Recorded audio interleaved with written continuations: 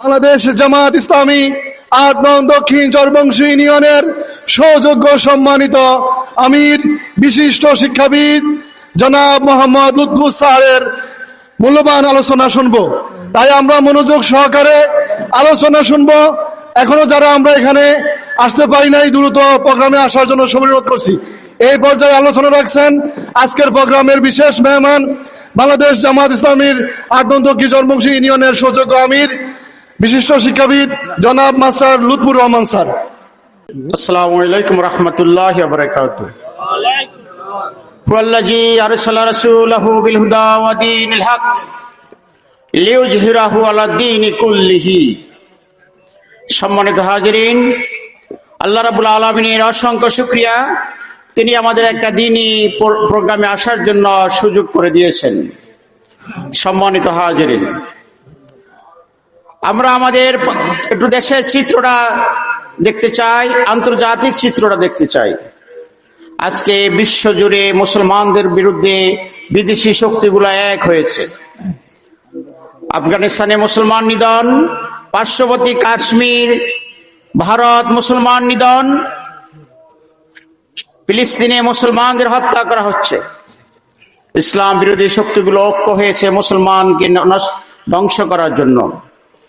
আল্লাহর অশেষ শুকরিয়া, মুসলমানরা সারা পৃথিবীতে জেগে উঠেছে। এবার আমরা আমাদের দেশের চিত্র দেখতে চাই। বিগত 17 বছর কয়েকটা নির্বাচনে আপনি আমি কেউ ভোট দিতে পারেনি। দিনের ভোট রাতে হয়েছে। যারা এই অন্যায়ের বিরুদ্ধে কথা বলছে তাদের বিভিন্নভাবে নির্যাতন করা হয়েছে। দীর্ঘ 17 বছর এই দেশের আলেম ওলামাকে জেল জুলুম ফাঁসি দিয়ে নির্যাতন করা হয়েছে। মুসলমানরা কি থেমে গেছে? নিচে মুসলমানরা থেমে যায় নাই। আপনারা জানেন, আগুন কোনোদিন পিটাইয়ে নিবানো যায় না, আগুন লাঠিতে পিটাইলে আগুন আরো বেড়ে যায়। মুসলমানদের উপরে যত জুলুম নির্যাতন বিগত সরকার করেছে, মুসলমানরা তত ঐক্যবদ্ধ হয়েছে। এদেশের কাউমি আলেম, এদেশের আলিয়ান এসাবের আলেম, এদেশে ইসলাম প্রিয় মানুষদেরকে জুলুম নির্যাতন করে কি কঠিন ভাবে নির্যাতন করেছে। আমাদের প্রিয় সংসদ সদস্য মাস্টার রুহুল আমিন ভূঁইয়া সাহেবের হাতে যে রশি দিয়ে বেঁধে তাকে জেলখানা নিয়েছে, সেই ছবিটা একটু দেখেন, কি করুণ দৃশ্য। সম্মানিত হাজিরিন, আমরা যে এলাকায় বাস করি ৮ নং দক্ষিণ চরবংশী ইউনিয়ন এবং ২ নং উত্তর চরবংশী ইউনিয়ন। আপনারা একটু লক্ষ্য করে দেখবেন, আমাদের এখানে সালিশ বাণিজ্য হচ্ছে। মেম্বার চেয়ারম্যান যারা সালিশ করে, তারা ইচ্ছে করলে একটা সালিশ 2 দিনে ভেঙে দিতে পারে না? কিন্তু তারিখের পর তারিখ দিয়ে আপনার এবং আমার বাদী বিবাদীর পকেটে টাকা শেষ করে সর্বশেষ তারা পাঠিয়ে দেয়, আমরা আর পারলাম না, কোর্টে গিয়ে মামলা করো। আমাদের এই যে ক্ষতিগুলো করে, বাংলাদেশ জামাত ইসলামী সালিশ বাণিজ্যের বিরুদ্ধে দৃঢ় অবস্থান নিচ্ছে। সম্মানিত হাজিরিন, আমরা লক্ষ্য করেছি 5ই আগস্টের আগে একটা গোষ্ঠী চর দখল করত। 5ই আগস্টের পরে নব্য একটা স্বৈরাচার গোষ্ঠী চর দখল করছে। আপনারা লক্ষ্য করেছেন? চরগুলা কি আগে এখন আওয়ামী লীগের হাতে? মোটেই না। আরেকটা নব্য পেসিস্ট বেরিয়েছে, যারা চর দখল করে, ঘাট দখল করে তারা খাচ্ছে, নথি করে খাচ্ছে।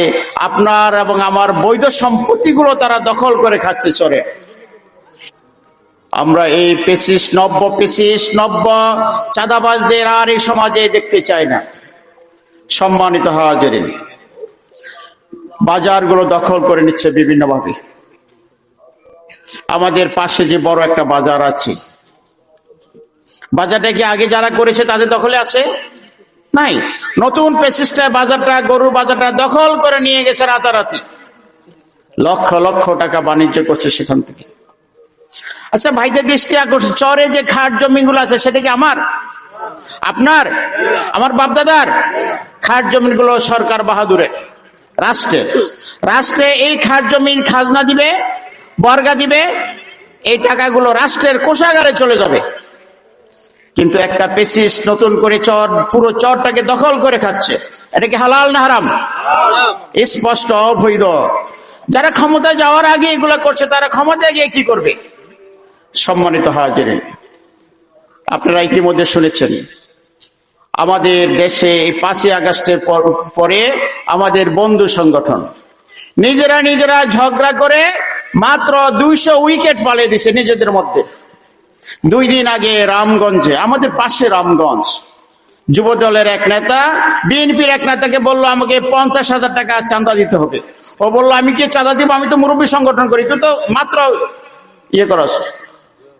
আর অপেক্ষা করে নেই, ওই লোকটা লাশ পালিয়ে দিল। তখনই ওই লোকটাকে মেরে ফেলে 2 দিন আগে রামগঞ্জে। আমাদের পার্শ্ববর্তী ইউনিয়ন 2 নং চরবংশী, যেখান থেকে আমরা ভাগ হয়ে একটা ওয়ার্ড দিয়ে একটা ইউনিয়ন করেছি, আপনারা কিছুদিন আগে লক্ষ্য করেছেন সেখানে। সম্মানিত হাজিরিন, এটা কি আমাদের জন্য শুভ লক্ষণ? এটা আমাদের জন্য কোনো ক্রমেই শুভ লক্ষণ নয়। আপনাদের দৃষ্টি আকর্ষণ করছি, এই যে নতুন পেসিস্ট আবার মাথা ছাড়া দিয়ে উঠছে, ক্ষমতায় যাওয়ার আগে ক্ষমতায় গেলে কি করবে।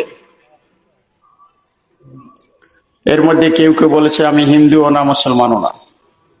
আপনারা কি এর আগে একবার লক্ষ্য করছেন? আওয়ামী লীগের সময় আওয়ামী লীগের যে মহাসচিব ছিলেন, সুন্দর করে ভদ্রলোক, তিনিও বলেছিলেন আমি হিন্দুও না মুসলমানও না। কি সৈয়দ আশরাফ ছিলেন আওয়ামী লীগের মহাসচিব, উনিও বলছিলেন আমি হিন্দুও না মুসলমান না। পরে খবর নিয়ে জানা গেল উনি ভারতে এক শিখ মহিলা বিয়ে করে ওখানে সংসার করে।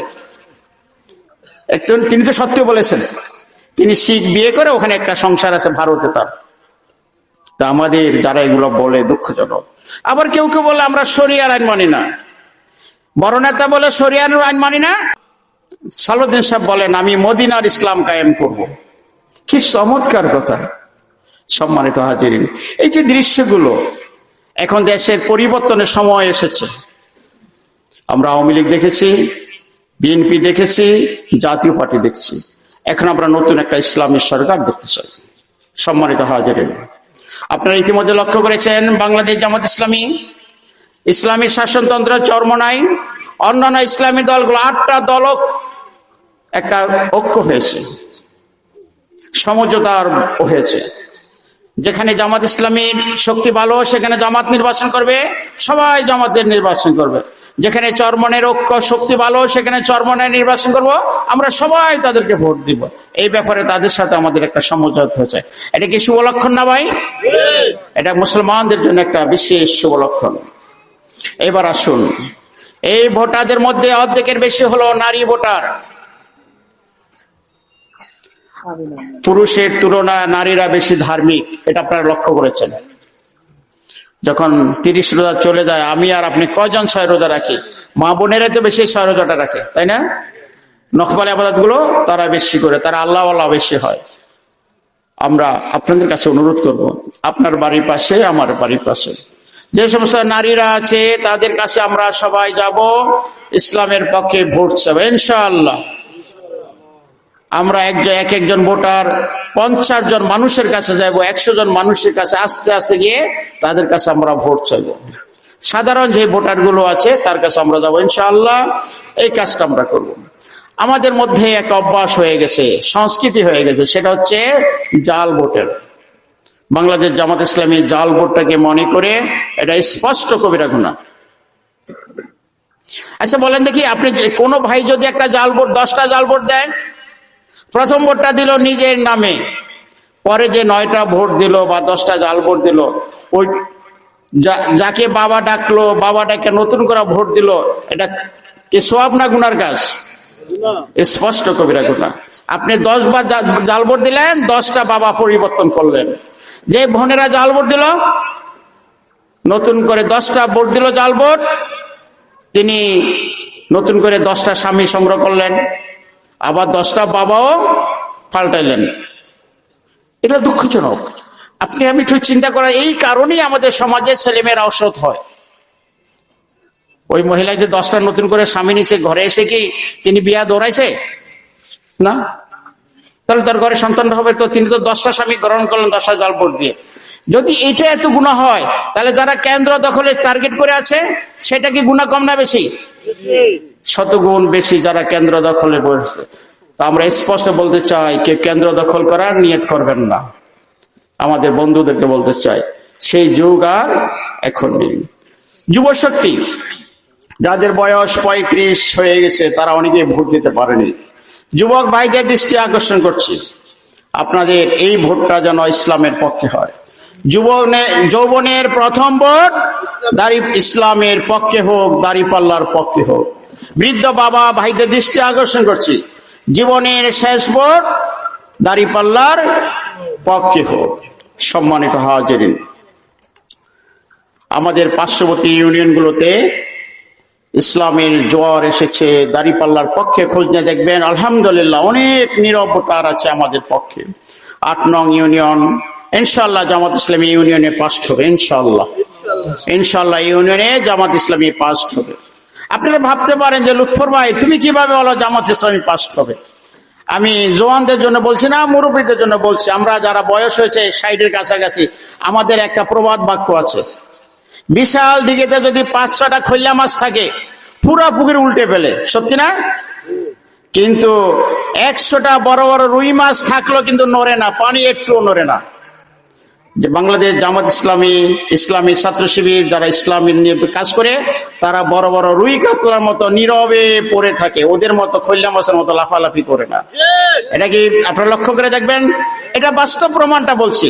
কয়েকদিন আগে বাংলাদেশে 5টা বিশ্ববিদ্যালয়ে নির্বাচন হয়েছে, ঢাকা বিশ্ববিদ্যালয়, চট্টগ্রাম বিশ্ববিদ্যালয়, জাহাঙ্গীরনগর বিশ্ববিদ্যালয়, রাজশাহী বিশ্ববিদ্যালয়, গণবিশ্ববিদ্যালয়। 5টা বিশ্ববিদ্যালয় বিপুল ভোটে ইসলামী ছাত্র শিবির জয়লাভ করেছে। ওই যে আমাদের বন্ধুরা যারা খৈলা মাছের মতন আছে, দয়া করে ইসলামী ছাত্র শিবিরকে পুরো প্যানেল জিতিয়ে এনেছে, অধিকাংশটা, আলহামদুলিল্লাহ। ঠিক গ্রামে গঞ্জে মানুষ বসে আছে, ভোট দেওয়ার সুযোগ পেলেই পাল্লা মার্কায় ভোট দেবে ইনশাআল্লাহ। একটু আমরা লক্ষ্য করে দেখেন, কোন কোন বন্ধুরা আমাদেরকে ভয় দেখাচ্ছে, আপনি একটু লক্ষ্য করে দেখেন। নিজামী বলেছিলেন, বাবা আমি কি লঙ্গি পরে যাব না পায়জামা পাঞ্জাবি পরে ফাঁসির মঞ্চে যাব? মীর কাসিম ভাই বলেছিলেন, আর কতক্ষণ দেরি আমার ফাঁসির? বললেন আর 3 ঘন্টা দেরি আছে। জেলারকে বললেন, আমি একটু তাহলে নিরিবিলি ঘুমাই, আমাকে সময় মতো তুমি জাগিয়ে নিও। তিনি 3 ঘন্টা ফাঁসির বলার পরও তিনি শান্তিতে ঘুমালেন। সময় 1 ঘন্টা 2 ঘন্টা পরে উঠে নিয়ে তাকে ফাঁসির মঞ্চে নিয়ে গেল। আর আপনাদেরকে আপনারা কেউ ভয় দেখাবেন? সেই কাজটা করার দুঃসাহস করবেন না।